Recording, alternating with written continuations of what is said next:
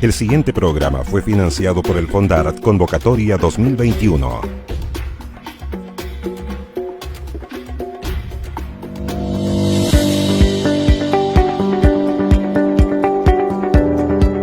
Llegó el momento de encender los flash, ajustar los obturadores, hacer foco en lo más destacado de la fotografía nacional e internacional. Aquí comienza Pie de Foto, un programa con lo más destacado de la fotografía nacional y mundial.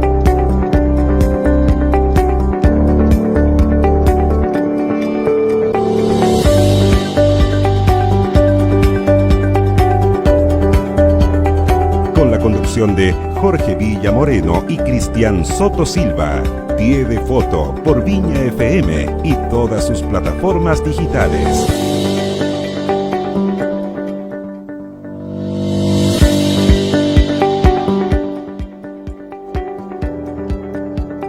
Nuevamente a Pie de Foto, este programa que, como ya lo dice la presentación, está financiado ahí por un proyecto Fondart y que nos une alrededor de la reflexión, visualización, conversación de la fotografía o el trabajo de fotógrafos y fotógrafas a nivel nacional. Quiero comentarles de que como todos los días martes me acompaña aquí al ladito y va a aparecer mágicamente don Jorge Villa Moreno. ¿Cómo estás, Jorge Villa? Hola, Cristian. Y bueno, saludos también a los auditores que están por ahí all around the world. Bien, una semana que todavía estamos viviendo los coletazos aún del documental de Sergio Larraín, y bueno, con ello más que propiamente Sergio Larraín, de nuevo la fotografía está en la palestra, está con buena salud, así que contentos de ello, porque en el fondo detrás de Sergio Larraín van a aparecer otros fotógrafos y va a aparecer la fotografía propiamente tal, viva como un Lázaro que reaparece. Oye, qué bonito, Jorge Villa. Debe ser el equinoccio que te hace, digamos, sacar estas palabras tan del alma, ¿no? Así es. Bueno, es otro ciclo. Ya estamos a puertas de que cambien las administraciones locales, así que también Oye, sí, es parte eso va a ser ahora el 28 de junio. Ahí empiezan a cambiar las administraciones locales, sobre todo, que son, bueno, bien fundamentales, digamos, para el desarrollo del país. Así que, bueno, que vaya todo bien con eso nomás. Jorge Villa, tenemos gran invitada al día de hoy, a quien voy a presentar aquí brevemente. Ella es artista visual, docente de la Universidad de Playa Ancha, de Valparaíso, ¿cierto? Nuestra casa de estudios también, Jorge Villa, como tú sabes. Trabaja en investigación y producción artística, se doctoró en Bellas Artes en la Universidad Complutense de Madrid, ¿cierto? Ha sido becada por la Fundación Andes para proyectos de creación y estudios y participado en proyectos Fondart en los últimos que destacan, ¿cierto? Estado Público 1 y 2. Y bueno, muchas otras cosas que nos va a relatar aquí Gisela Munita. ¿Cómo estás, Gisela?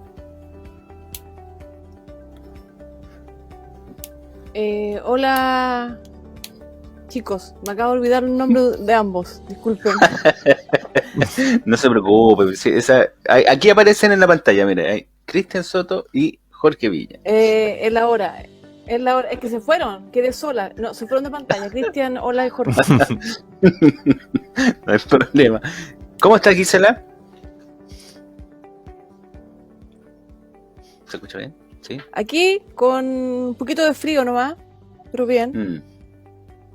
Perfecto.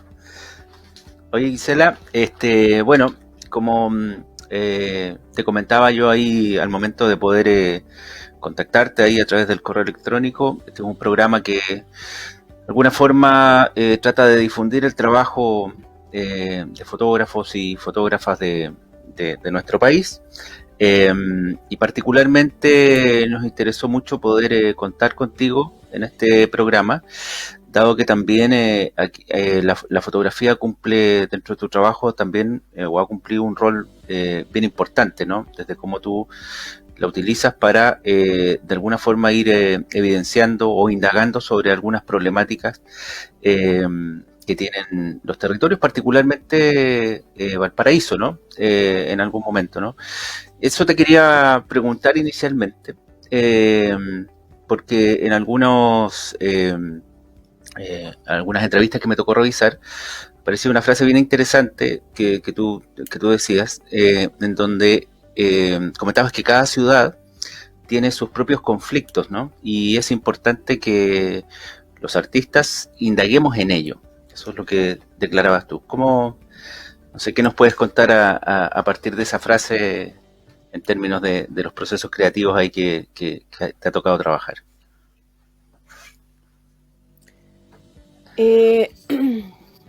Mira, yo pienso que esa frase debe tener un poco el origen en cómo los inicios de mi trabajo fotográfico. Bueno, primero, antes de partir, quería dar las gracias por haberme invitado a un programa que hable de fotografía, cosa que me encuentro muy necesaria, porque pienso que la fotografía, así como Jorge la ve saludable, creo que pasa por momentos de crisis, pero interesante, por el aparato más que nada, no por el tema fotográfico en sí, sino que por el cambio de aparataje y las lógicas de los dispositivos, que hace que uno tenga que siempre estar como dándole un poco vueltas a cómo, en el caso mío, cómo darle el tema a la enseñanza, a lo formativo. Piensen que yo vengo del mundo análogo. Entonces, esa frase, que gracias por decir que la escribí yo, pero yo tengo pésima memoria, yo voy como para adelante, tengo muy poca retención de lo que es pasado. Pero debe tener que ver con dos situaciones. Una, que yo cuando llegué a Valparaíso a estudiar, yo vengo de una zona rural. ¿Ya? Entonces, no es extraño que esta ciudad me haya llamado la atención en lo que yo empecé a contemplar en situaciones de morfología, de cambios, de este deterioro que siempre me llamó la atención, de esta decadencia, digamos, de esta decadencia visual, arquitectónica, paisajística. Y la segunda razón posiblemente es porque yo tuve una salida, digamos, de circuito cuando me fui a estudiar afuera. Y nada más y nada menos que una ciudad como Barcelona. Entonces, toda mi experiencia de lo que era contemplación en el término investigativo de Valparaíso, me vi confrontada con Barcelona, una ciudad que no tiene parámetros, digamos, comparativos, pero que me vi en cambio de domicilio, por decirlo de una forma, y cambio de técnica también. Porque yo en Valparaíso, hasta ese momento, había desarrollado la técnica fotográfica análoga, cuarto oscuro, blanco y negro, y todos los procesos de producción por mí, digamos, desde mi hacer, mi manufactura propia completa. Y en una ciudad donde no tengo ese aparataje, por lo tanto ahí me vi en la necesidad de modificar un poco el dispositivo con video y fotografía ya solamente digital, qué sé yo, y verme enfrentado a otra ciudad. Pero Valparaíso nunca desapareció en todo caso de Barcelona, siempre Valparaíso era mi telón de fondo de contraste. Y ahí me fue llamando la atención esa lógica de los contrastes que hacen que finalmente uno pueda ir confrontando el primer mundo, el segundo mundo, tercer mundo en este caso, y viendo que las ciudades repiten parámetros, para bien o para mal, y eso hace que en el fondo el tema nunca haya caducado, digamos. Entonces hay una constante revisión de esas mismas transformaciones. Perfecto. Jorge Villa. Ping pong. Claro, voy a aplicar el remache. Exacto. Acá estamos viendo algunas fotografías, digamos, de Valparaíso en los años 90. Y quiero llevarte un poco a esa época, porque también hay que contextualizar para ese público que quizás no está como al tanto de la realidad de Valparaíso, quizás recién se acerca a la fotografía. Pero creo que hay que destacar de que llevar a la Universidad de Playa Ancha a las clases del profesor Michael Jones en aquella época y a la conformación de quizás lo que sería el primer grupo de fotografía que hacen un trabajo desde el punto de vista conceptual, que es gestuario mecánico. No sé, no tengo una pregunta particular sobre gestuario mecánico, pero me gustaría saber cómo se gesta, digamos, esta creación y si a la larga han confirmado, o sea, de que yo creo que son el primer grupo de fotografía conceptual o de artistas que trabajan con la fotografía como un soporte, pero no son necesariamente desarrollan el culto propiamente tal a la fotografía, sino que es como un punto de partida para desarrollar investigaciones propias. ¿Qué nos cuentas de esa época de gestor y mecánico? Jorge, es una muy buena pregunta esa, porque hay un tema como con las escrituras, lo histórico o historiográfico en relación a justamente lo que tú planteas, que es la contextualización. Estamos hablando de mucho tiempo atrás, ¿cierto? Entonces, ¿qué ocurre? Que parte de mi inicio como artista y focalizada en la técnica fotográfica, obviamente parte por el profesor Michael Jones, porque yo además trabajé con él muchos años. Por lo tanto, como alumnos de la universidad, en esos tiempos, Michael tenía y solía hacer unos viajes que era a Argentina, a Buenos Aires, como con convenio, y nos tocó ir como grupo curso a Buenos Aires, a una escuela, Andy Goldstein, y tuvimos que hacer una especie de participación y presentación, siendo puro individuo estudiante, pero nos ocurrió algo como que sentimos una necesidad de ser un grupo, un colectivo. Entonces esa instancia que tuvimos de estar fuera de Chile, al lado, hoy en día es al lado, hoy en día todo se ve fácil, pero en ese tiempo era un súper viaje, ir a Buenos Aires, incluso hasta Mendoza era un súper buen viaje. Y después de ese viaje decidimos como curso generar un colectivo, un grupo. Y en ese tiempo la contraparte nuestra de que nos parecía interesante confrontar era los grupos Fotocine Club, que tenían una mirada fotográfica súper clásica, con formatos 30x40 máximo, ¿cierto? Muy enmarcado, un estilo muy digamos, repetitivo, por decirlo de alguna forma. Y incluso en el arte joven, fotografía no existía como técnica de partición. Teníamos que participar como gráfica, expresión gráfica. Entonces, nosotros veíamos una lucha en ello, una lucha que había que como dar y una pelea y qué sé yo. Y Michael lo que tenía era que en ese tiempo también hay que contextualizar, no existía lo que son hoy día las herramientas Google, ni viaje, ni tener toda a la mano en cuanto al viaje cibernáutico, digamos. Entonces, él como viajaba mucho, nos traía los materiales, las diapositivas de las exposiciones del mundo. Él nos traía el mundo a nosotros, ya que nosotros no podíamos acceder al mundo, y suena como bien de cuentos, pero esa es la realidad que vivíamos en esa época, en los años 90. Por lo tanto, esa cosa contemporánea se iba gestando porque nos iba mostrando este mundo que existía y a nosotros nos interesaba ir hacia ese mundo, digamos, a pesar de que Michael tenía otra mirada también. De hecho, él piensa que venía de una línea de la publicidad, que él era fotógrafo puro, 100% puro, publicista además, y nosotros teníamos una formación desde el arte. Entonces ahí se producen también dos situaciones interesantes, que el arte y la fotografía, ¿cierto? Que también tienen puntos que se encuentran y que también se alejan muchas veces, dependiendo de cómo se mire. Por lo tanto, este grupo empezó a trabajar súper como seriamente en reunirnos, en mostrar los trabajos, los avances, las propuestas, y no hallamos nada mejor que pedirle a Michael que nos ayudara a lanzarnos, digamos, a una super presentación en la Sala Viña del Mar. Y le pedimos explícitamente que nosotros queríamos existir y que queríamos partir con un evento que era una exposición colectiva. Y él nos apoyó en eso y consiguió este espacio expositivo donde estuvo él como Michael Jones más gestor mecánico. Y ahí partió todo, digamos. Después nos fuimos al MAC de Valdivia, al MAC de Chiloé, al MAC en Santiago, en MAC Forestal, creo. Y el grupo funcionó por un buen tiempo. Somos amigos, digamos. O sea, aparte de colectivo, de haber estudiado juntos, somos amigos. Y en un momento se disolvió como una banda de rock, digamos, que cada uno tiene una vida solista. Independiente de eso, yo tenía una vida solista previo a gestor mecánico. O sea, como gestor mecánico se conseguía, pero cada uno igual tenía sus cosas como propias, digamos. Lo que hicimos fue aunar fuerzas, ¿cierto? Y hacer una avanzada que creo que es importante desde el punto de vista de la historia, que se consolide en una investigación y coincidentemente este año yo gané un proyecto dentro de la universidad donde vamos a hacer una investigación respecto de eso, respecto de mi obra, pero en el contexto de gestor mecánico y en el contexto de la historia de la fotografía en Chile.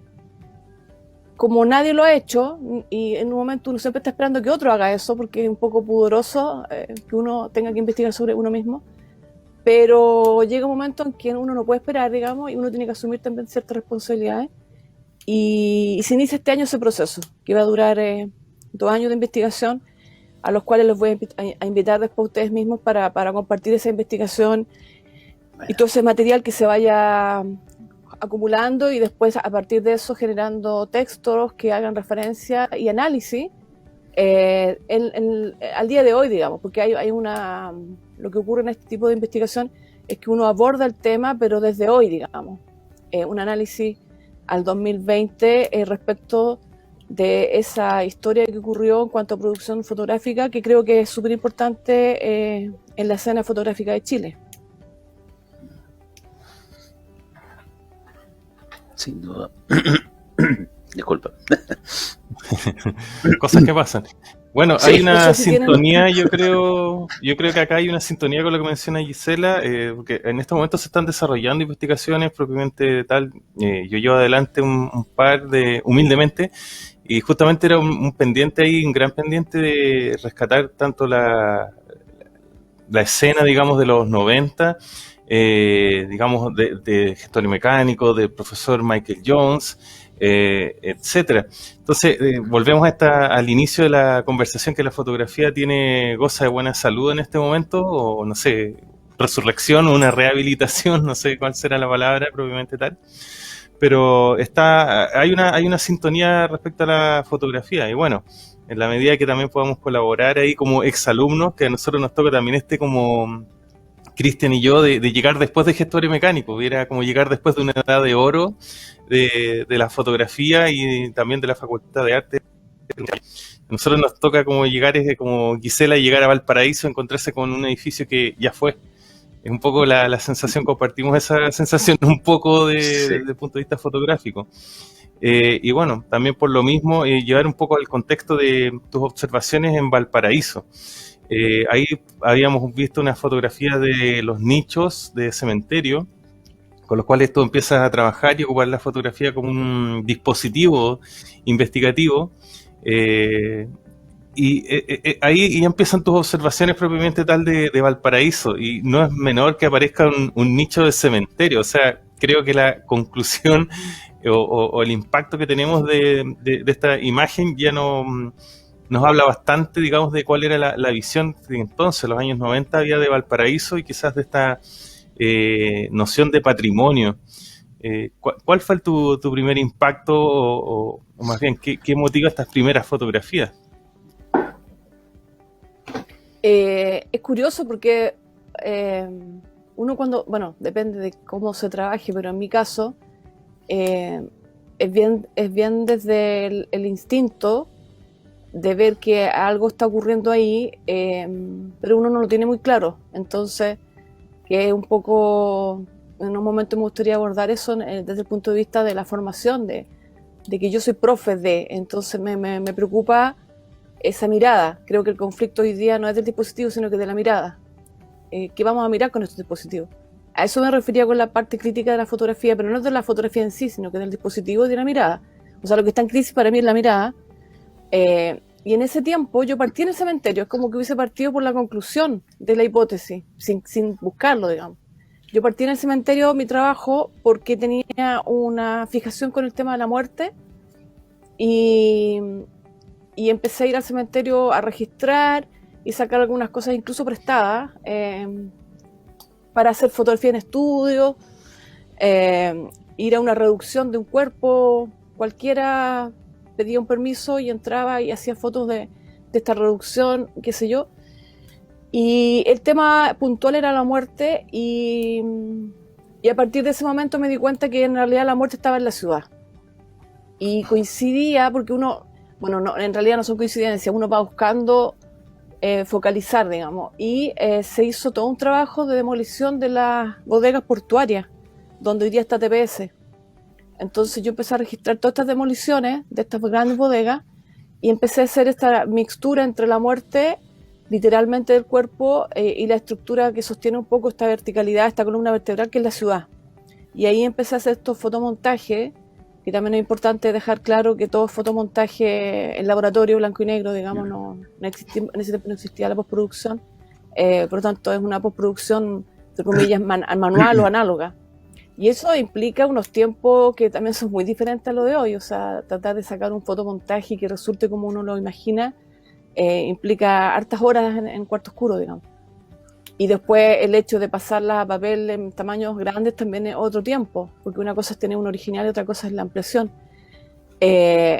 Empezó a ocurrir que así como empezó a demolerse todas estas bodegas, yo hice todo ese proceso de fotográfico de seguimiento. Yo vivía dentro de los lugares que fui viviendo en distintos tiempos, vivía en la Plaza Victoria, en la calle Molina, y ahí se hizo la demolición del Club Valparaíso. Eso debe haber sido 98, 97. Y por lo tanto yo también registré todo ese proceso entero, de principio a fin. Y después, bueno, eso es un tema bastante fuerte, de alto impacto, porque se demolió esa gran estructura cultural en el fondo, porque era un espacio para la cultura, qué sé yo. Se instaló Ripley ahí, entonces era como uno ver cómo una maquinaria va avanzando en decadencia de otra que va en el fondo desapareciendo. Y después vino, y así fue todo empalmando, la verdad, vino el edificio que está en la calle Edwards con la avenida Brasil, que es el edificio que también se demolió por completo, que también tiene un estilo medio neoclásico, que es la Universidad de Valparaíso, que hoy día tiene estacionamiento. Ahí, de hecho, el edificio está pintado amarillo con azul corporativamente. Entonces la ciudad, entre que vienen estos espacios que yo veía como ya de 20 años hacia atrás, en ese tiempo, digamos, y que la ciudad iba avanzando en esta deterioro, ya sea de forma natural o intencionada, digamos, con proyectos que se supone que se proyectaban hace cierto tiempo, que nunca fueron, porque hasta el día de hoy ese espacio está totalmente ahuecado y sigue siendo estacionamiento. Y por ahí, de hecho, empalmé a salirme un poco del fotográfico, hice la otra intervención que es murografía en el lugar, que era intervenir 3 estacionamientos, 3 espacios vacíos, por lo mismo, porque me llamaba la atención desde el punto de vista crítico, ¿qué pasa acá? ¿Qué es esto? No lo entiendo. En el fondo eran preguntas que yo me hacía y que necesitaba responderme sola, porque en el fondo ahí, en ese tiempo, es un trabajo bien solitario y sin muchas respuestas. Simplemente uno como artista se hace la pregunta, la plantea a los otros y queda ahí, para que la historia se encargue, supongo, de ir, o los pares o las otras instancias que se iban dando. En ese tiempo no habían grandes públicos, al proceso de murografía fueron 20, 30 personas. Me consiguió un trole y tenía un trole para mí para hacer el recorrido. Entonces son situaciones súper extrañas que hoy en día se verían como medias mágicas, digamos, tener un trole para tener el público y el público son 20, 30 personas. No existe esta cosa masiva de hoy. Entonces por eso que creo que es interesante poder investigar y dejar esto plasmado en un documento que dé cuenta de esto que ocurre, que es lo que ustedes plantean. De alguna forma decir que son más jóvenes que yo, porque llegaron después, no sé,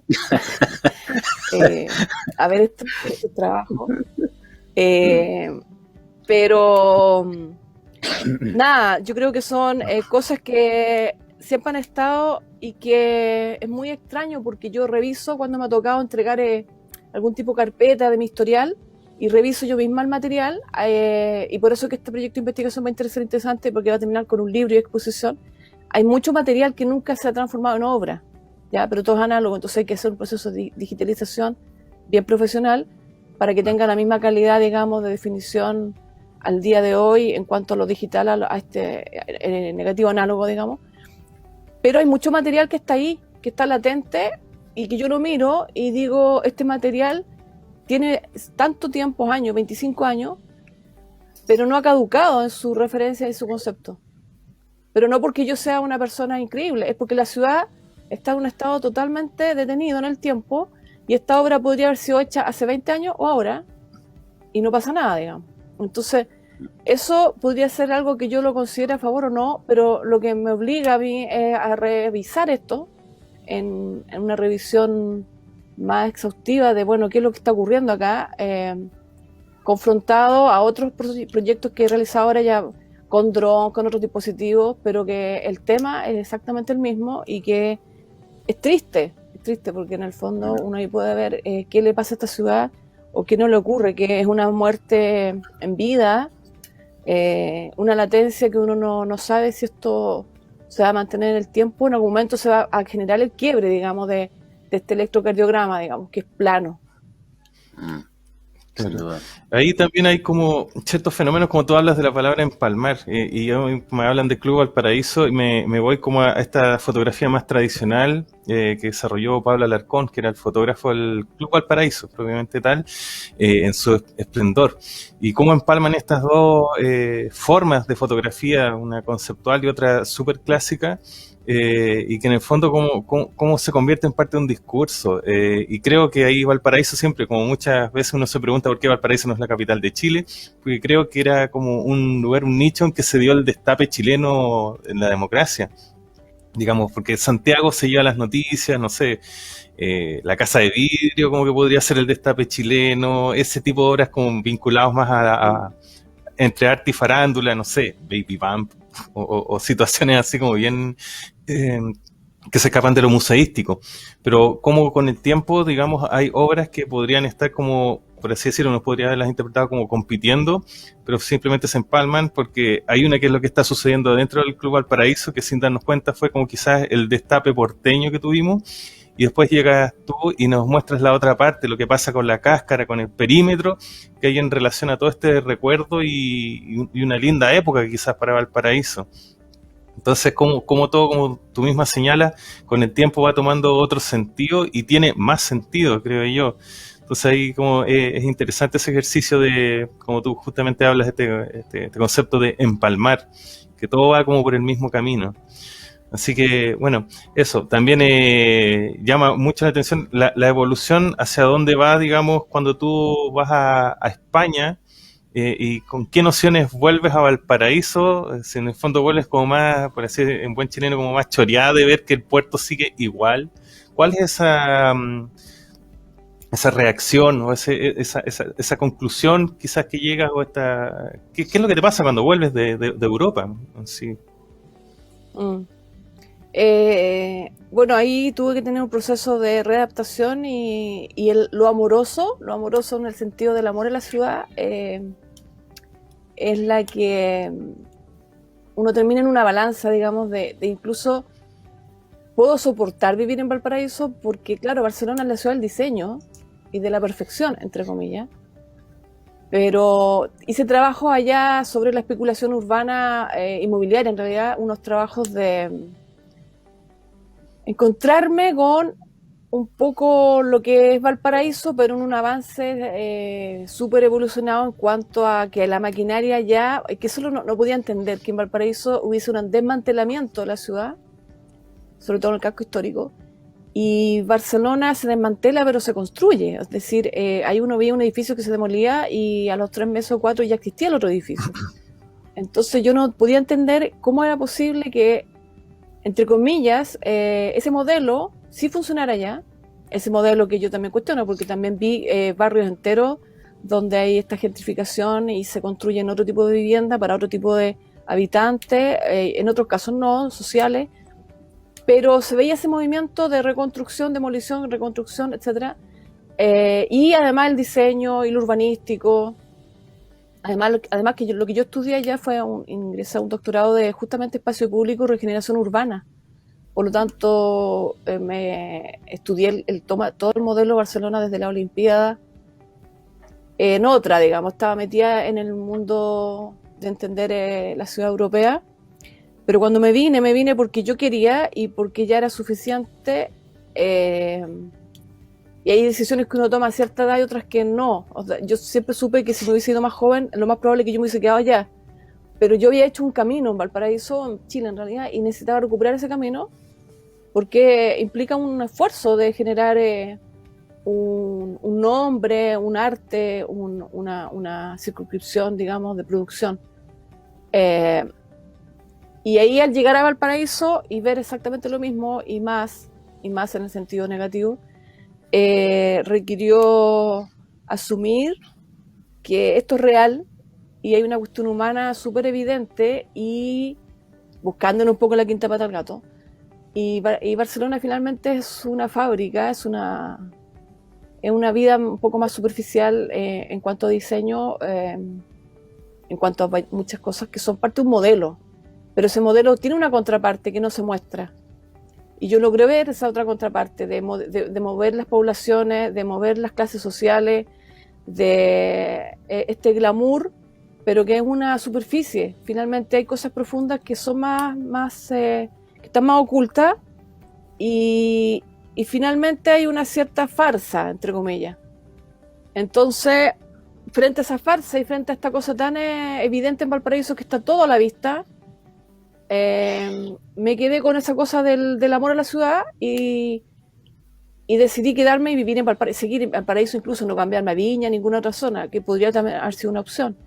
Y seguí en el mismo barrio que el barrio Puerto. Yo vivo a pasos del Museo Los Cochrane en la calle Serrano. O sea, yo vivo en una zona donde mi patio, digamos, en mi cara, digamos, ver la decadencia por completo y ver cómo esto no se mejora, digamos.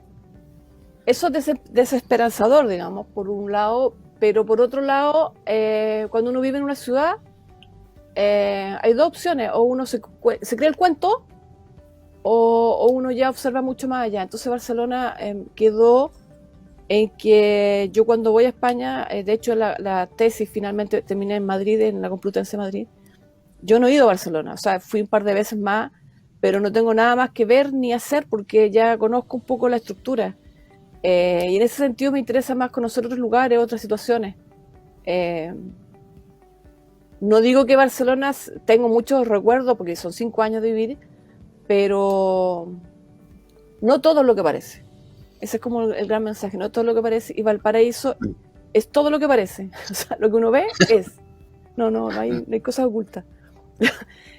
Y esa transparencia me parece interesante también. Oye, Gisela, estaba pensando ahí en el tema de Valparaíso, de cómo se ha mantenido en el tiempo esta visión, digamos, esta aparente permanente desaparición de alguna forma, etcétera. Lo llevo un poco un campo más administrativo político. ¿Crees que es una problemática, digamos, de como gobierno local, o ya tú sientes que es algo como más endémico del territorio, digamos, de las personas, a lo mejor de las características que tiene la ciudad de Puerto? No sé cómo lo ves tú.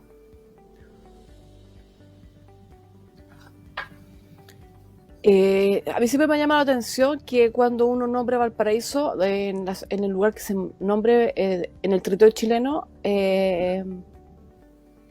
lo digo incluso por mi familia, es como Valparaíso, y hay como un amor a Valparaíso, incluyéndolo el amor con toda la decadencia que tiene y toda esta carga, pero hay como un amor yo diría que en términos afectivos, lo más probable es que sea la ciudad más querida de todo Chile, de personas que incluso ni siquiera han estado en ella, pero hay una lógica como del territorio nacional, de que Valparaíso tiene ciertas características que la hacen única, incluyendo lo afectivo.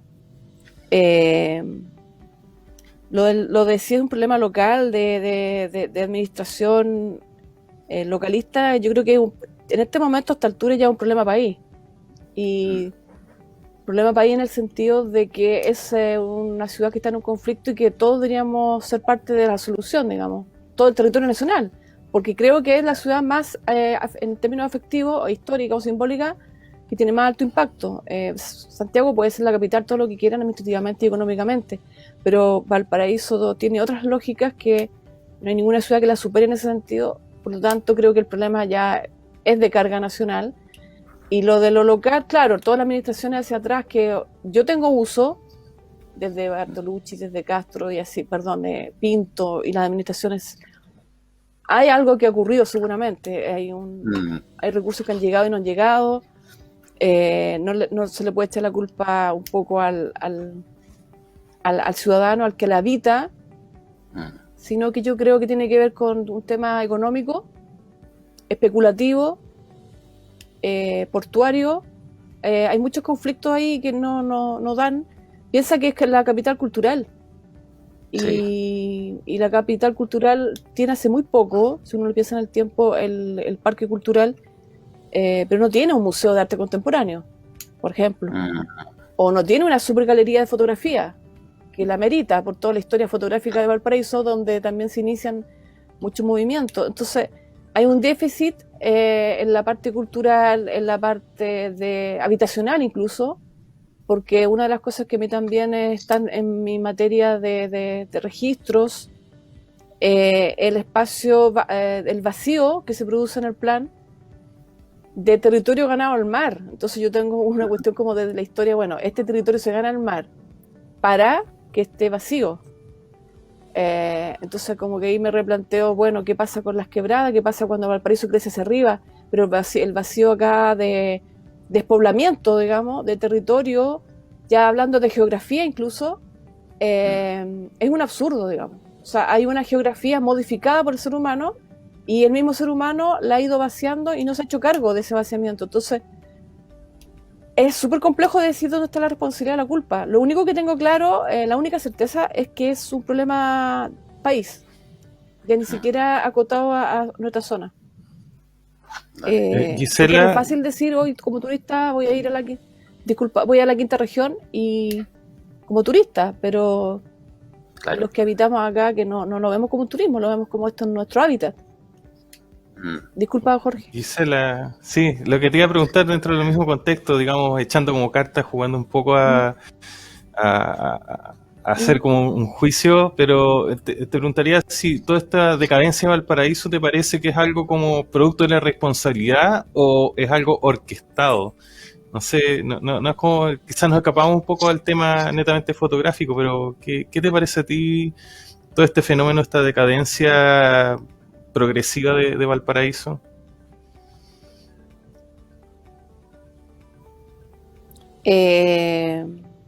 Pucha, yo tengo un problema con las teorías de la conspiración.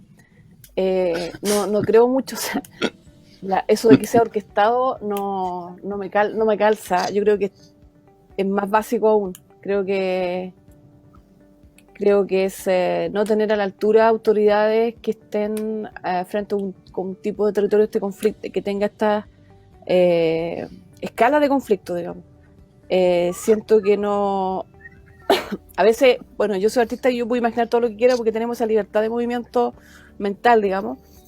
A veces pienso que casi que hay que importar un alcalde, así una cosa, bueno, ¿cómo se soluciona esto? Un superalcalde, pero lo que ha estado acá no ha estado a la altura, simplemente. Y lo de orquestado, no, yo creo que tiene que ver más con el tipo de desarrollo que ha tenido Chile en cuanto al capitalismo, a esta especulación también de los espacios y los territorios, que nadie invierte y genera, ya voy a construir un hotel. Es cuestión de andar en la calle Serrano y ver cómo está todo cerrado, digamos, que como que nada funciona y lo que intenta funcionar tampoco es apoyado. En ese sentido hay responsabilidades administrativas claramente, pero de que alguien diga ya, tengo un plan maestro para que esta ciudad desaparezca, no me lo imagino. Por lo tanto, creo que cada situación, entre los incendios, las quebradas, que son problemas sociales, de habitacionales, son problemas económicos, y si hubiese alguien sería el sistema que tenemos político-económico en Chile, que es el que mostró el estallido social, y que en Valparaíso es más visible porque está, digamos, como un anfiteatro donde muestra el problema.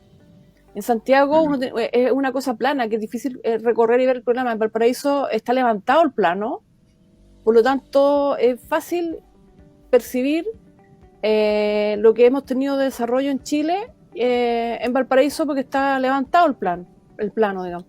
Entonces es una responsabilidad un poco en parte de todo, por las autoridades que elegimos y 20.000 otros temas.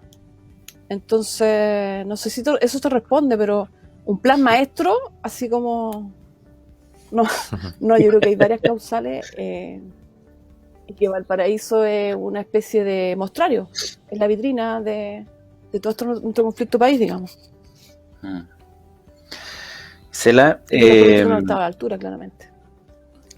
sin duda, ahí, bueno, coincido un poco ahí con ese análisis respecto a cómo los gobiernos tanto locales como nacionales tienen cierta responsabilidad en la mirada, ¿no? Y en ello también me gustaría ir un poquito más atrás, volver un poco a lo fotográfico. En algún momento hubo un cambio de lo fotográfico al tema de las intervenciones, ¿no? Dentro de tu trabajo.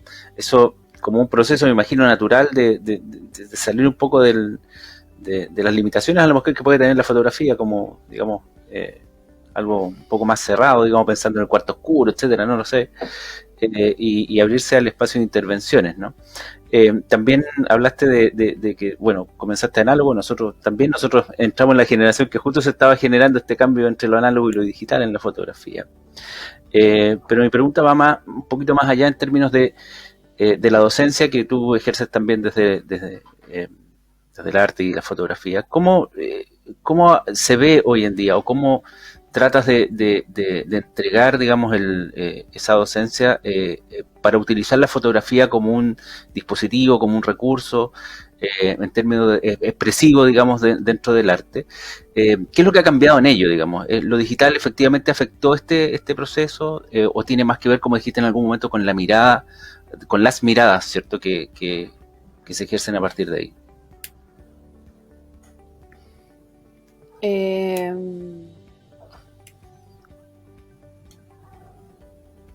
Mira, el tema de lo que son las intervenciones, yo pasé de la fotografía análoga a esta salida, digamos, de todo el soporte cuarto oscuro, digamos, y esta especialización, que en el fondo uno piensa que yo estudiaba en la universidad y uno elige una especialización y la mía fue fotografía Michael Jones, ese es el paso.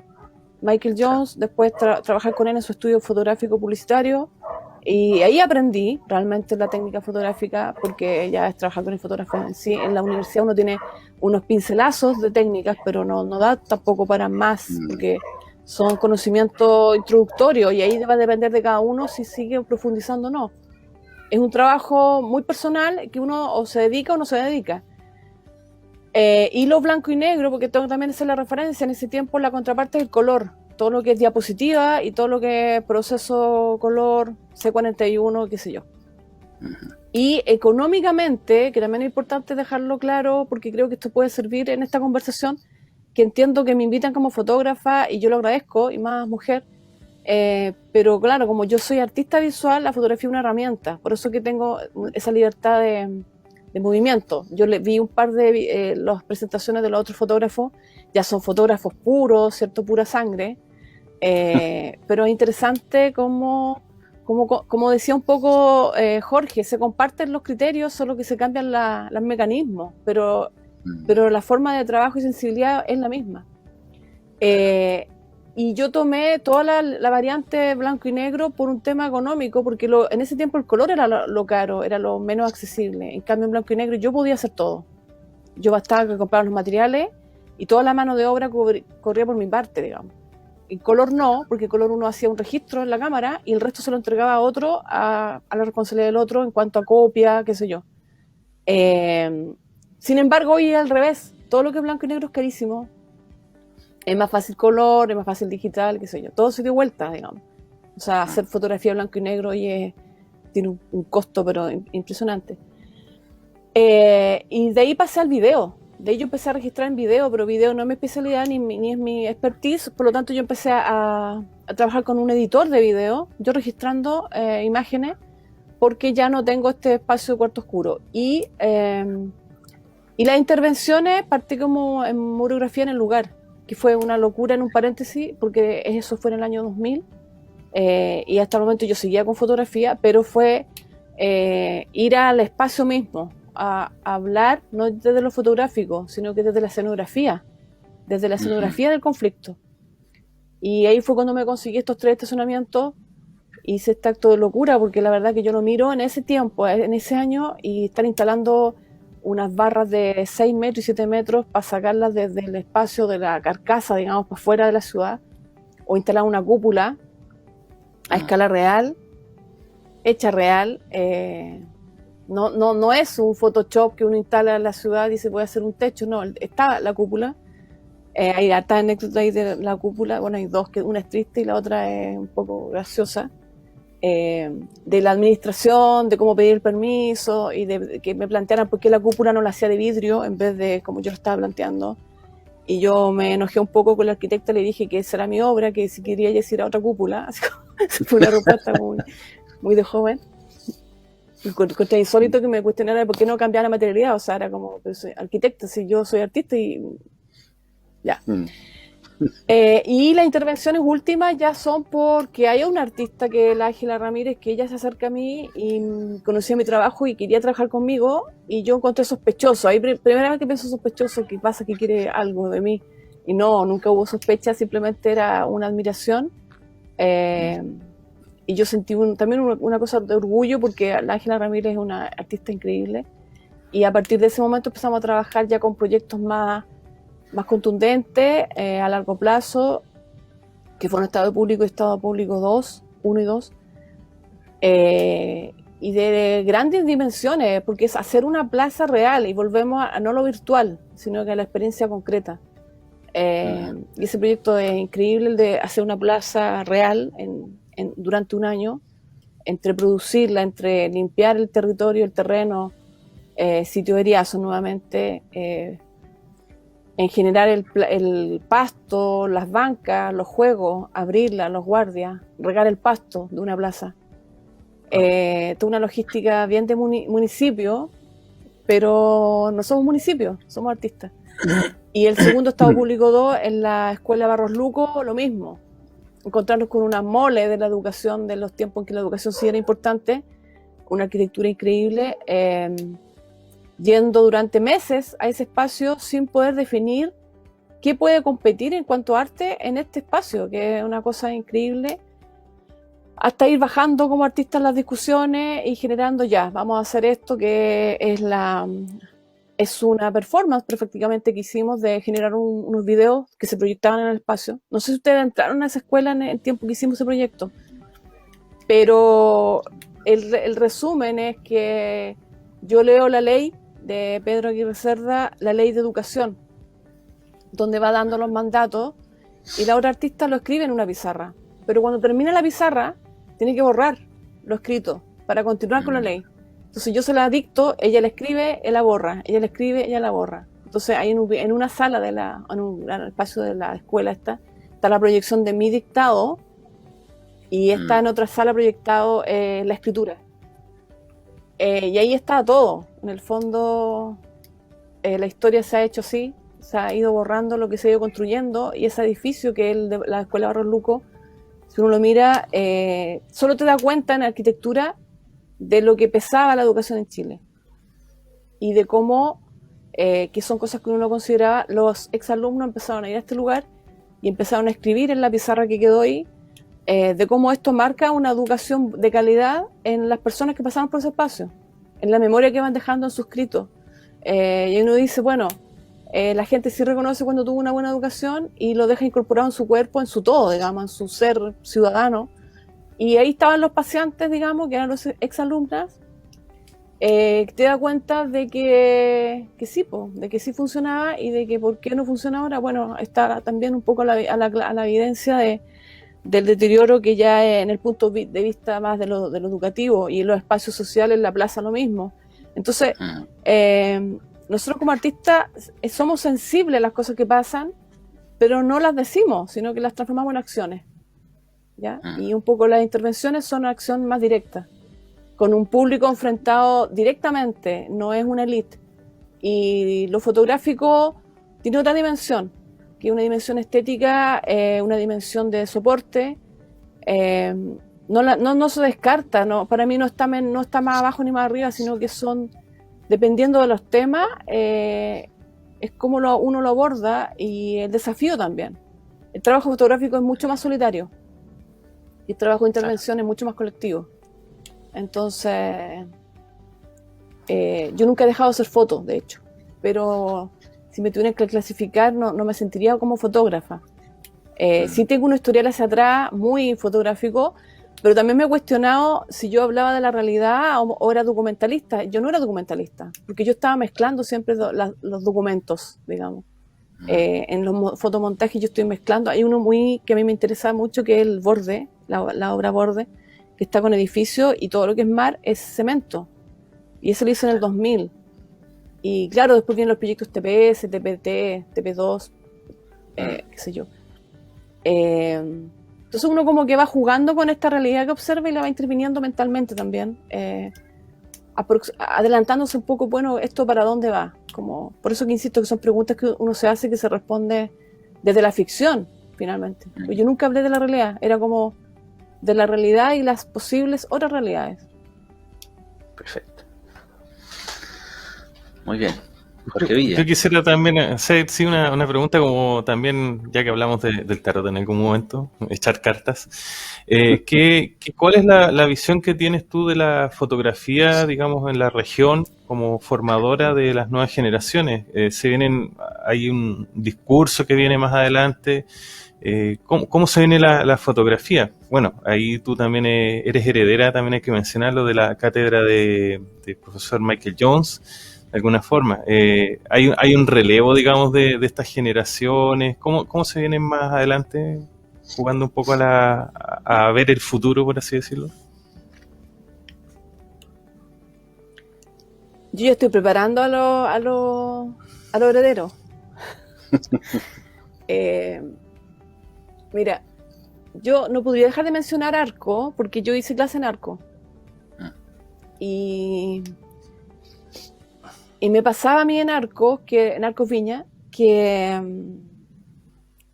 me gustaban mucho los alumnos de vespertino, que eran alumnos que tenían un trabajo en el día y en la tarde-noche iban a clases de fotografía.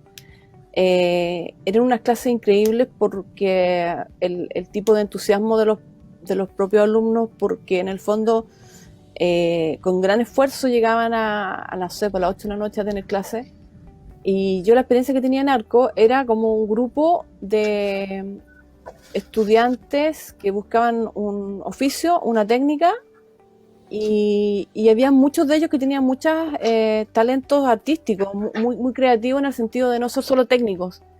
Entonces a mí también me llamaba la atención que cuando veía los otros pares que enseñaban fotografía en Instituto Arco, uno veía un perfil mucho más documentalista, mucho más focalizado en esa necesidad imperiosa de hablar de la realidad.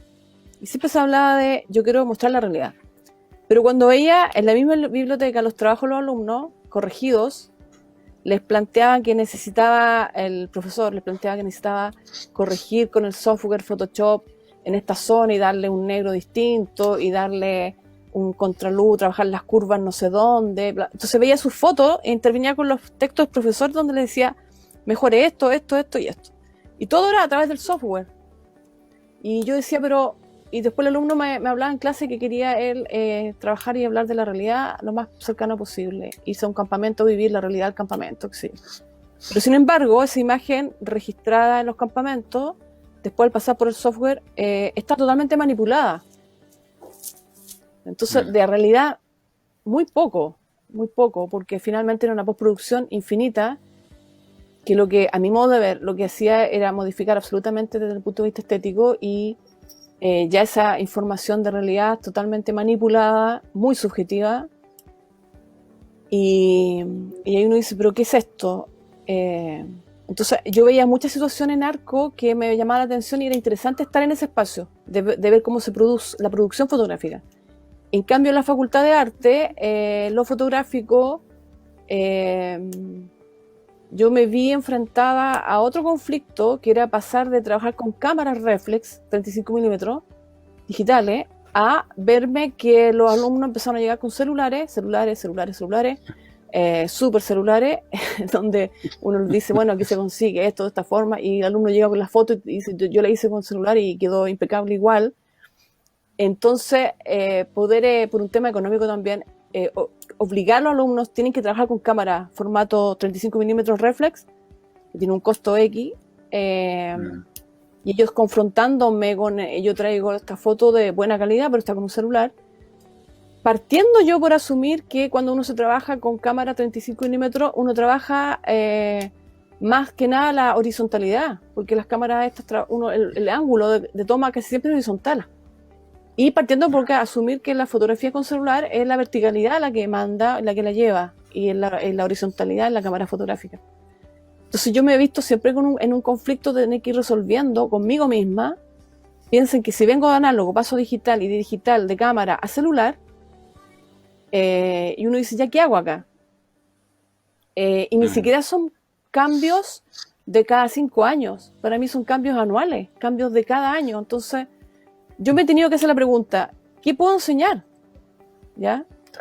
Cuando los software prácticamente los alumnos llegan con sus fotos sin que ya hayan tenido ninguna clase de fotos, me queda por enseñar a desarmar el sistema, a desmantelarlo, a mostrar, mira, esta cámara, esta fotografía está hecha con un sistema de software de filtro. Yo no soy especialista en todo esto, yo esto lo hablo más del punto de vista como desde el arte y de la fotografía como herramienta, en que esto finalmente es una ficción. Estamos frente a una imagen que pareciera increíble, pero en realidad no lo es tanto. Es un poco el televisor Super HD o Full HD o 4K que supera la realidad. Entonces uno ve transpiración y poros que uno no los ve con el ojo humano.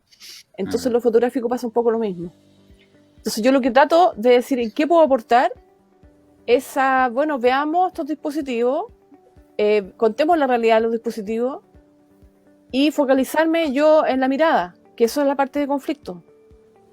Es decir, ¿tienen sensibilidad? ¿Qué es lo que miran? ¿Cuáles son los temas? ¿Son temas individuales o son temas locales, globales? Entonces yo me trato de asumir que donde yo puedo aportar es desde la parte que veo que ha ido en deterioro, que es el mirar y la contemplación. Porque con el celular se está siempre haciendo registro. Es como vivir el celular, el aparato, es mi ojo. Y no es posible que el aparato sea tu ojo, porque el ojo y la mirada tienen que ver con una cuestión intelectual, reflexiva. Y es muy difícil reflexionar con un aparato acá puesto 24/7, digamos. Entonces, yo estos replanteos me los estoy haciendo siempre y ese es el desafío que tengo con la enseñanza, digamos. ¿Hacia dónde lo veo? A que si uno no focaliza en la sensibilidad y la mirada y asumir responsabilidades como seres humanos de que yo estoy en un sistema social país, tengo que tener carta en el asunto, porque no puede ser, tengo que ser consecuente en el fondo. O sea, si yo a los alumnos les pregunto si se hacen selfies, como que los estudiantes de arte igual son medio distintos a la norma media, no son tan de redes, qué sé yo. Pero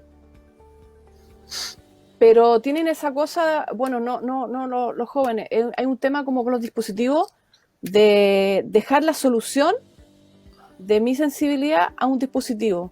Y el dispositivo lo que menos tiene es sensibilidad, ¿cierto? El dispositivo simplemente reacciona a un software que lo calibró y lo universalizó para obtener cierta imagen. Pero ¿qué aporta el otro? El que está con el operador. De hecho, Flusser lo nombra el operador. Dice que ya no son fotógrafos. Entonces piensa bien Cartier-Bresson y dice el momento decisivo. Súper poética. Después viene el Foncuberta, que dice la realidad no existe y la fotografía nunca se ha hecho cargo de la realidad. Y después viene Flusser y dice, no, estos son operadores, no son fotógrafos. Entonces, ¿qué más crítico? Si uno lo piensa. Entonces, a mí lo único que me está quedando es mostrar el panorama y entregarle responsabilidad al otro. Bueno, ¿tienes sensibilidad? ¿De qué vas a opinar? O si opinas, hacerte cargo en producción, que en el fondo también hacer seguimiento. Y nada, pues aparecen alumnos críticos y ellos son los que investigan y profundizan y yo estoy en esa parada también de ir viendo quiénes son los que van quedando en un posible escenario, porque uno va de salida también. O sea, el tiempo pasa y uno sabe que esto uno se tiene que retirar, pero el aparataje y lo tecnológico es lo que está llevando un poco el camino. Claro. Gisela, bueno, ya tocó el momento de agradecerte porque hemos llegado ya al final, se nos acabó el tiempo. Mucha lástima. No, pero quedó sin duda mucho tiempo de conversación. agradecerte tu tiempo. Nuestro compromiso es que, como sabemos que quedaron cosas pendientes, te vamos a volver a invitar, ¿eh? Así, porque, para que sigamos ahí conversando y dialogando, ¿ya? Así que muchas gracias, Gisela, por tu tiempo el día de hoy y por todo lo conversado y dispensado ahí a este programa. Cuando quieran hablar más de fotos, ustedes lo que sea que necesiten, disponible. Creo que lo que ustedes están haciendo es súper relevante, porque finalmente alguien se tiene que hacer cargo y a veces uno está esperando que otros lo hagan y no ocurre eso. Entonces ustedes que son parte del problema y que lo asuman, me parece súper elogiable. Así que Vale. yo a disposición de ustedes para lo que necesiten. Gracias, Gisela. Estamos ahí en contacto, Y entonces. Playa Un Chinos. abrazo. Eso, pues. Ya, gracias. Exactamente. Playa Chinos. Vale, abrazo grande. Gracias. Cuídate, Gisela. Chao. Chao, chao. Chao, gracias Ahí. a ustedes. Ahí estuvimos por Jorge Villa. ¿Qué te pareció la conversa? Muy buena, ¿no? Quedamos muy cortos con la conversación. Yo creo Sí. que es un barrio de, no sé, 20 y algo años de fotografía en Chile y en fondo como esta transición de los fotógrafos, como decía la misma Gisela, de este estatuto de realidad, digamos, a otras edades de la fotografía, que podríamos decir que la fotografía ha alcanzado una madurez. Claro, y lo que va quedando en el fondo, hacernos cargo tanto de que hayan publicaciones locales, hacernos cargo de la historia, en algún momento también de que reaparezca la crítica fotográfica, porque ahí mencionaba, no sé, el concurso Arte Joven, que tenía este problema que no había categoría para la fotografía, pero la fotografía, no sé, yo me acuerdo críticos de arte que habían para la pintura, para las gráficas, y simplemente el crítico de arte, no quiero mencionarlo, pero decía simplemente cada vez que se topaba con una fotografía, yo no soy entendido en fotografía, no critico fotografía. Y eso se mantuvo durante décadas. Entonces ahora hace falta, aunque sea una pega un poco infame en cierta medida, de que colegas critiquen la obra y en el fondo también contextualicen, porque siempre está esta cosa como de esta crítica de la ética o la moral del arte, de es bueno o malo. Pero creo que más tiene que ver con esta ver en perspectiva y cómo se van enlazando las cosas. Así que bueno, como te digo, un barrio, digamos, del último tiempo y bueno, creo que es parte de la historia de Chile, que ahí está como invisibilizada de la fotografía chilena, de la fotografía conceptual, porque pareciera que es un cambio, de como un corte de espada entre fotografía de realidad y que aparece todo este movimiento fotográfico ligado a los museos, en la institucionalidad. Y quedó mucho tema respecto a la institucionalidad justamente. Oye, vamos a una pausa, Jorge Villa, pausa musical, ¿les parece? Vamos a escuchar a Nekulman, que es un rapero mapuche que está dando mucho que hablar, y vamos a escucharlo con su tema Weichafe. Ahí está.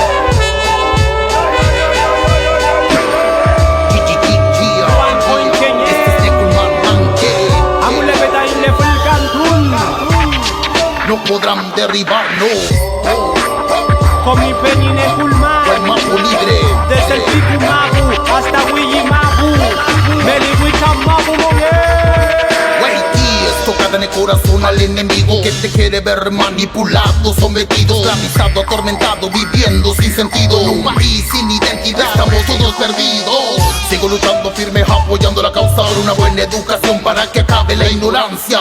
Somos la fuerza de la conciencia, la resistencia que lucha a diario aquí en supervivencia. Amulepeta y Weicham no nos callarán, tenemos la fuerza espiritual en Quintreman.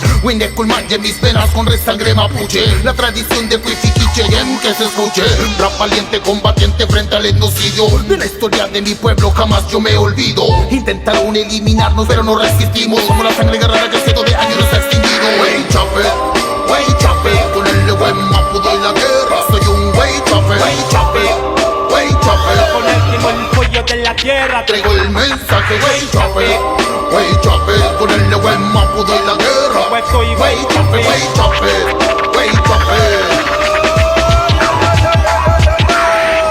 Cha fenyi puyu fao plene wen tu nyein Askin tu fin kinye ke pian Hoy ma ke la in Ta in kurama la trekale tua in Koye yauyin Akupa y pan inguru Fil que kuyin Oriundo de la tierra Su alma no se encierra Si este herido no es vencido Renace con ella No escucha el que dirán Si los slam se ducha con el cam De los kumeches que le dan Si lo atacan no comenta Solo se reinventa El feyendo un porito filmón él lo sustenta No ataca al explotador Si al explotador es explorador De su ser interior Turno entre árboles se abrazó con el viento Corrió junto al puma igual es su movimiento Entre tormento y allí pulitún La buentún lo mantiene renaciendo Wey chopper, con el buen mapu doy la guerra. Soy un wey chopper, Con el timón el pollo de la tierra traigo el mensaje, wey chopper, con el buen mapu doy la guerra. Puesto y Wey chopper. Pedimos toda la fuerza espiritual en Unamun Con Kimel Tugun en Yejigun Tumbachi Calcudungun En Yulcatun reflejamos toda la fuerza de Pugo y Chapes de Gualmapo que están en defensa.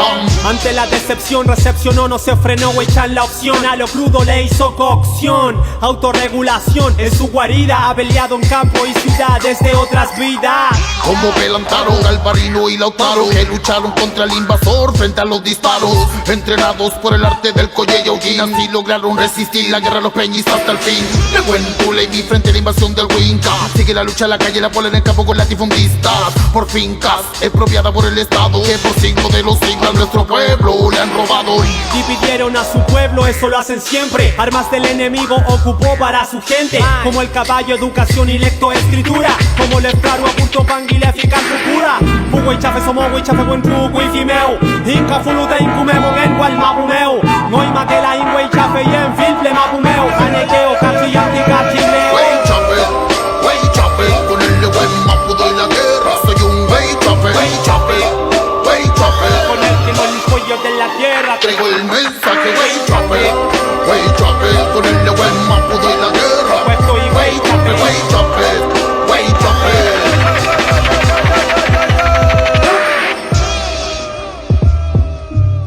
No podrán derribar.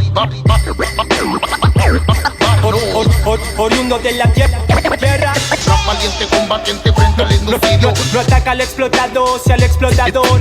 Sigo luchando firme, apoyando la causa. Wey chape. Tamai, ne wento pule betain, wifi que monentain, kume monen, il que mabumeo, guardia meu, el fumeo, pumeñi pulamien. A seguir peleando, luchando, recuperación territorial y de nuestro Kimol. Rumel monen, a playay.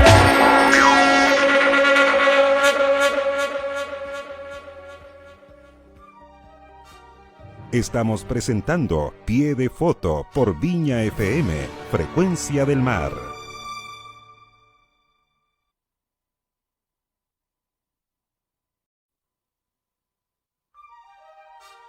Estamos presentando Pie de Foto por Viña FM, Frecuencia del Mar.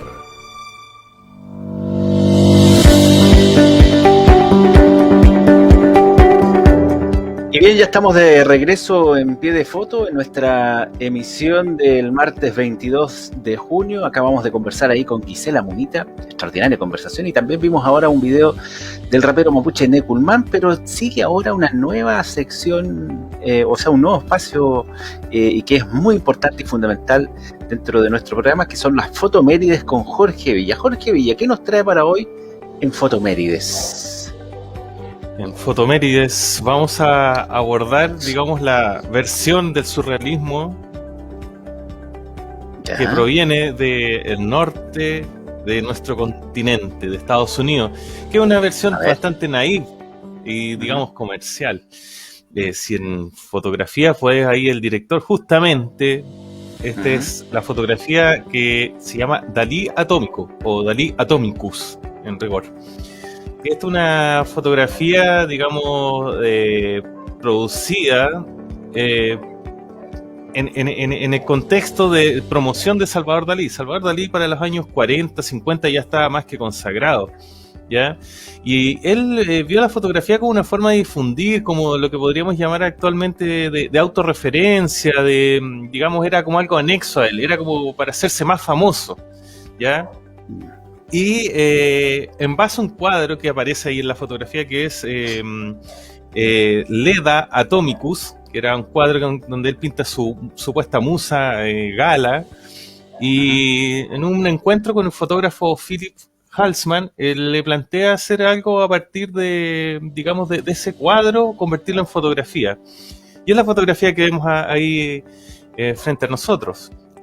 Hay que señalar que Philip Halsman era un fotógrafo de origen letón, o sea, de la ex República Socialista Soviética, que era un inmigrante en Estados Unidos y bueno, logró cierta fama siendo el fotógrafo más que tendría la mayor cantidad de fotografías en la revista Life. Estamos hablando de años 40, 50, incluso los 60, cuando las revistas Life, View, Match, etcétera, eran como los referentes visuales del mundo, ¿ya? Y este caballero tenía más de 100 portadas. O sea, si normalmente ocupamos la figura de las portadas que hizo Sergio Larraín en un año con esta fotografía del mafioso italiano, y dicen que en buen chileno o chileno coloquial se forró, este personaje con 100 portadas de Life de haber tenido un muy buen pasar en esa época, ¿ya? Estas son fotografías que empiezan a hacer estudios complementarios. Ahí está Dalí dando una patada, simulando también como este cuadro anterior. Por ahí también aparece el propio fotógrafo. Y este es el cuadro que es la referencia, que tiene como obviamente de base como el análisis el psicoanálisis, como esta figura fálica del cuello del cisne, la cabeza, etcétera, va por ese lado. Y finalmente la fotografía termina siendo como esta idea del átomo circulando en el ambiente. Estas son otras fotografías del mismo Halsman sobre Dalí, retratos, bastante como básicos y, como les decía, como bien naive. Y bueno, también para Halsman significó también dar un paso adelante. Esta es una fotografía que me parece mucho más interesante, que de hecho es ocupada esta imagen de la calavera hecha con rostros con cuerpos de mujer, también es ocupada en el afiche El silencio de los inocentes, para los que son más peritos y más cinéfilos. Claro. Y claro, para Halsman también era como dar el paso de quedar más que como un fotógrafo comercial o de portadas con famosos, instalarse como un fotógrafo artístico. Y él empezó a hacer a replicar este tema de los saltos, y hacía saltar a famosos, hizo fotografías de Nixon, hay una fotografía en que él sale saltando con Marilyn Monroe.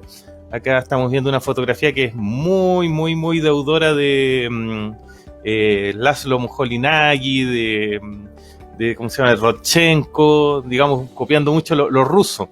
¿Por qué? Porque hay una necesidad de validarse más allá de lo comercial del fotógrafo Halsman. Entonces, él también, para él es un salto, digamos, ocupando esta figura del salto que él ocupaba, que él, más que utilizaba, abusaba, como su firma, también da este paso siguiente en su carrera de ser considerado o pasar a la historia como alguien dentro del espectro, digamos, artístico internacional. Hay que decirlo, no es una fotografía tanto de peso ni mucho menos. Sí, lo que hace es catapultar su firma personal. Actualmente asocia imágenes de salto con Halsman. Bueno, lo estamos recordando porque el día 25 de junio de 1979 él falleció. Y hasta el día de hoy es uno de los fotógrafos, o sea, su récord es como los goleadores. No ha sido jamás superado. Ya no existe la revista Life, pero nunca fue superado. La revista Life se cierra décadas después, pero aún así nunca fue superado. O sea, un goleador histórico de la fotografía. Para esta fotografía propiamente tal, que la que vemos en pantalla, se suspendieron los atriles, las sillas. La señora de Halsman está encargada de sujetar algunos artículos desde altura. Trabajaron sus hijas. Había una hija que está especialmente entrenada para tomar a los gatos, llevárselos a un cuarto, secarlos con toalla y traerlos de vuelta. Esta fotografía esta es una de las tomas, que es la toma definitiva, a la cual después se editaría la presencia de una persona en el extremo, etcétera. Se hizo 26 veces. Wow. 26 veces en que tomaron a los gatos, los secaron, que secaron en cuadro, que limpiaron el suelo. Así que debe haber sido una larga sesión hecha en familia. Y bueno, de alguna forma fue bastante ahorrativa porque asistentes no habían, sino que ocupó la misma familia. Así que negocio redondo. O sea, Ahí se forró y además no soltaba mucho tampoco, ¿no? Claro, no quería decirlo. como dice Kenita, no quería decirlo. Claro. Pero bueno. Muy bien. Así que bueno, eso es un poco es un clásico. Uno dice, es parte de los top 10 del siglo XX. Pero a esta altura los top 10 no son 10, son como 100, son como 1000 fotos del siglo XX. Pero esto es una de las fotografías clásicas y que siempre va a estar cuando uno se recuerda el resumen de Life. Esta es una que aparece primero ahí reseñada. Así que nada, recordándonos de la época de gloria de las revistas, de las publicaciones fotográficas, y recordando a un fotógrafo que no por, digamos, un mérito artístico muy grande, ni ser un héroe de guerra, estilo Magnum, pero sí ingresó a la historia de la fotografía. Así que eso con Philip Debe haber Balsa sido y su Dalí atómico. complicado fotografiar a Dalí, ¿no? Que era especial, digamos, Salvador Dalí. Partamos que la idea era cuando se dicen, hagamos un proyecto juntos a partir de este cuadro de Leda atómica, y Dalí le dice, bueno, hagamos estallar con dinamita un pato. Wow. O sea, ¿cómo bajas a ese nivel de, digamos, de lluvia y Oye, ideas, pero claro, cómo llegas a algo más civilizado? Vamos a calmarnos, Salvador. Tratemos de pensar en otras alternativas, digamos, ¿no?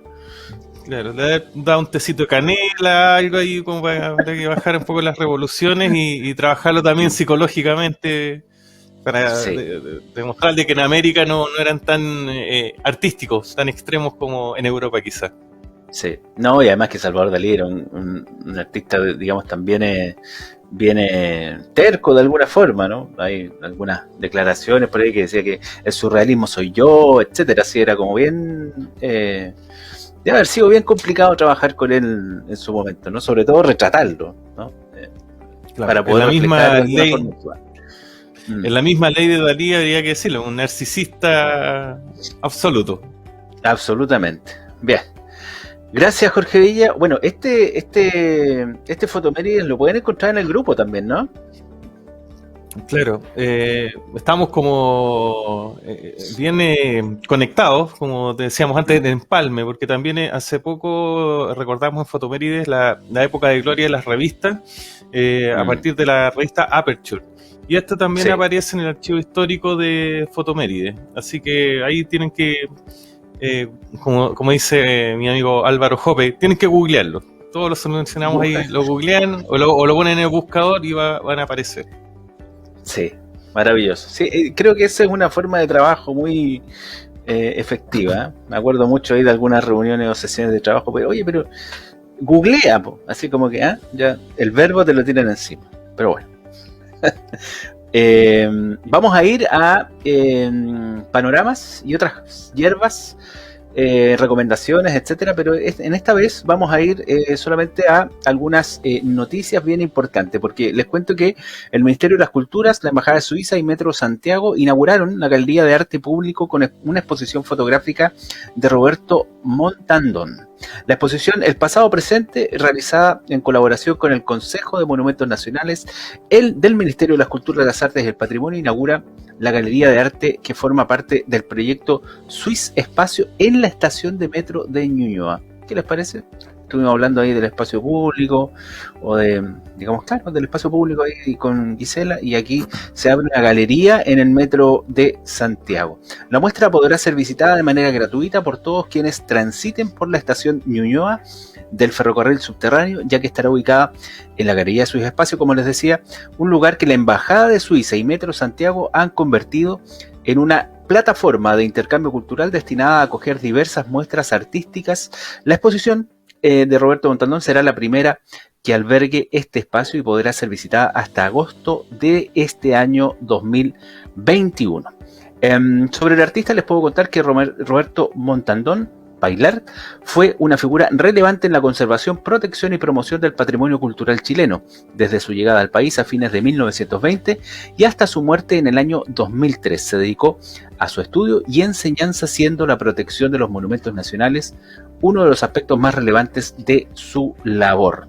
La mayor parte de su trabajo lo desarrolló en el Consejo de Monumentos Nacionales, entidad a la que perteneció en calidad de asesor entre los años 1949 y 1954, y como consejero entre 1963 y 2001. A partir del 1997, Roberto Montandón y su familia realizaron sucesivas donaciones al Consejo de Monumentos Nacionales, que asumió la tarea de conservar y difundir este legado a través del Centro de Documentación del Consejo de Monumentos Nacionales.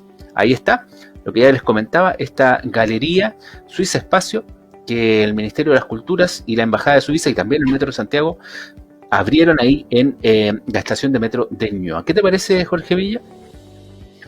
Excelente. Tengo entendido que Roberto Montandón es como parte de una generación, o era conocido de Antonio Quintana. Es como Antonio Quintana es el fotógrafo que aparece, después de googlear a Sergio Larraín, siempre te aparece Antonio Quintana ahí como en estas capas que tiene Google.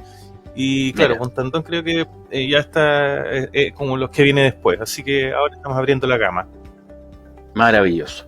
Seguimos aquí en algunas recomendaciones, panoramas y otros, y les comento que un fotógrafo regional del Biobío representará a Chile en el Seminario de Producción Fotográfica del Centro de la Imagen de México. ¿Qué te parece? Ese centro que todos quisiéramos acá en Chile también, ¿no? El fotógrafo Claudio Albarrán Brizo fue elegido tras la convocatoria nacional del Ministerio de las Culturas y la Secretaría de Cultura del Gobierno de México. Este ministerio, ¿cierto?, junto al Gobierno de México, a través de su Centro de la Imagen, y como parte de la alianza de colaboración que ambas instituciones pusieron en marcha en enero de este año, dieron a conocer el nombre de Claudio Albarrán Brizo como el profesional chileno seleccionado para participar en el Seminario de Producción Fotográfica 2021. La instancia formativa inició el 8 de mayo pasado.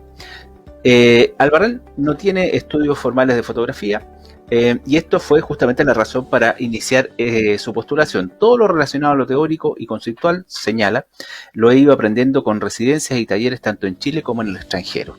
Una forma distinta de aprender, Jorge Villa, digamos, ser de alguna forma, no pasar por una universidad, ¿no? Me refiero. Claro, también otorga otro tipo de mirada, porque en el fondo, como decía también Gisela, lo importante es educar la mirada más que la formación en estricto rigor de un perfil definido. Eso es lo interesante. Así es. Bueno, Albarrán dice que me he dedicado los últimos años al asesoramiento de proyectos artísticos, guío los procesos desde la gestión de la idea hasta la edición final de trabajo, ya sea en formato expositivo, audiovisual y también fotolibros. Bueno, ahí les comentaba entonces, o les comento, de esta digamos, selección de un fotógrafo chileno para participar de esta capacitación junto al Centro de la Imagen en México, ¿no? El escenario pandémico ha sido para este realizador audiovisual independiente un tiempo también de nuevas experiencias en torno a la virtualidad, dentro del cual también se marca su participación en esta instancia internacional. Él señala que para mí hubiese sido imposible cursar este seminario en circunstancias de normalidad, dice, y suma la posibilidad de impartir talleres con colegas de Perú, Argentina y Colombia, entre otros. Bueno, eso es algo importante que nos ha dejado esta pandemia, ¿no?, en términos de virtualidad,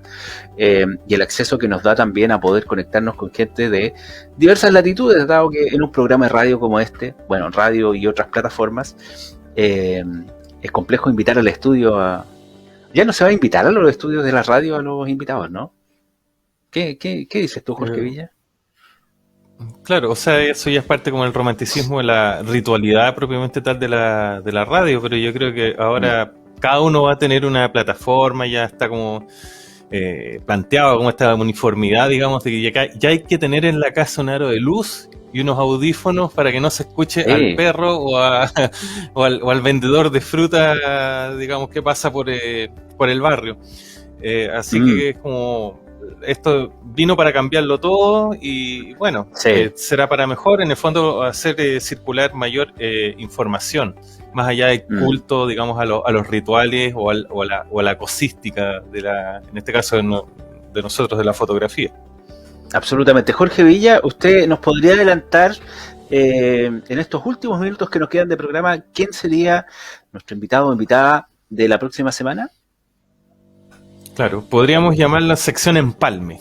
Y Perfecto. ahí le ponemos el copyright a Gisela, porque la próxima semana estaremos con el fotógrafo regional Manuel Opazo, que él está a punto de lanzar su libro con, digamos, recopilando 50 años de fotografía. Ya, no es menor. Perfecto. Él fue académico, parte como cineasta, parte de una generación de cineastas que fue obviamente cortado de nuevo con esta espada de Damocles, digamos, que fue la dictadura, y que tuvo que reinventarse como fotógrafo propiamente tal, muy ligado al Fotocine Club de Valparaíso, que ahí están como estos paralelos que acabamos de ver. Partimos como lo último, la fotografía conceptual, ahora vamos a retrotraernos digamos, a la formación clásica de fotografía, que está muy ligada también con el cine, y cine hecho desde Valparaíso, y digamos la visual, creo yo, parte de Valparaíso en general, fotografía, cine.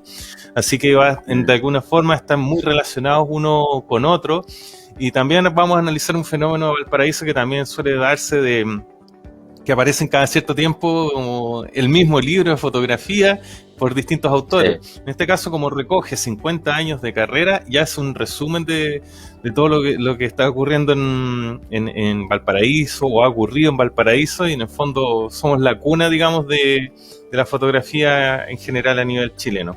Así que eso, la próxima semana con Manuel Opazo, el cineasta académico, y actualmente, bueno, ya está retirado, pero sigue siendo parte de nuestra memoria.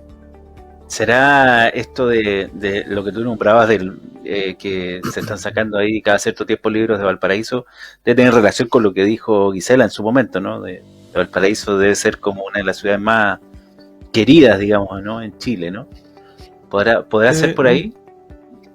Sí, o sea, efectivamente es una ciudad querida, entrañable, con, no sé, creo que el fenómeno es como Santiago Wander, su barra, en las buenas y en las malas, aunque le toca más las malas a la ciudad, pero... Absolutamente, vamos súper mal. Se ha dado eso un poco, y claro, ese es el eslogan, vamos súper mal. Sí. Se ha ido dando esto como que... también enlaza con lo que nosotros estamos haciendo, que normalmente hay un desconocimiento del Valparaíso, lo que han hecho el de al lado, el que viene, que estaba antes de nosotros, o entregar nuestro trabajo para el que viene. Entonces, normalmente suelen repetirse como muchos libros iguales, o que van repitiendo los mismos, digamos, fenómenos, se ilustran las mismas situaciones. Entonces, hay en algún momento, creo yo, que la alfabetización fotográfica histórica tiene que romper un poco con eso, y que empiezan a aparecer otros libros distintos. Entonces, cuando se hace una recopilación de 50 años y se difunde de forma propicia, creo que se está cortando esa línea, digamos, de repetición. Así que bueno, eso será ya parte del análisis de la próxima semana. Sin duda.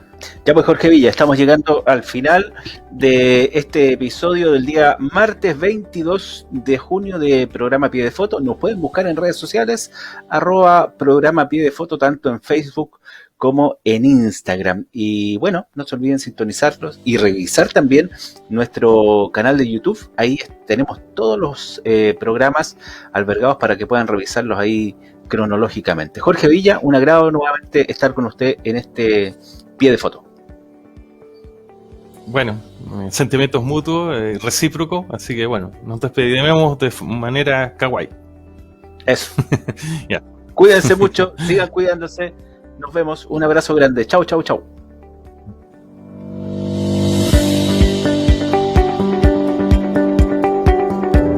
Así hemos repasado historias, imágenes, fragmentos de la vida.